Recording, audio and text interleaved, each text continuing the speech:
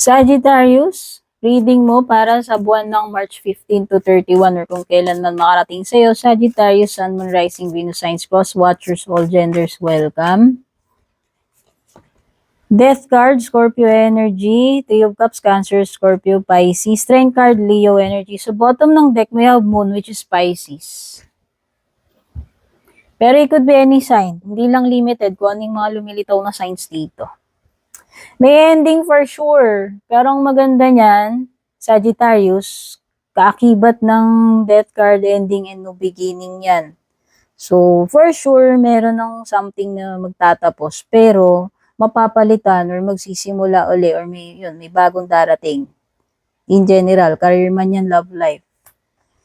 Etong death card na to is also associated sa major transformation. So, expect mo na merong mga malalaking pagbabago na mangyayari. Okay? Ito rin yung period ng acceptance, letting go. So, pwede rin may mga ganon.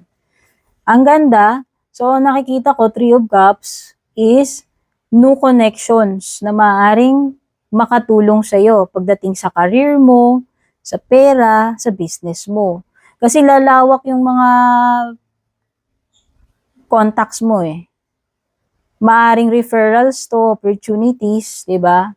Or new friendships, mga taong meron kang mga bagong matututunan, makakapag-advise sa'yo.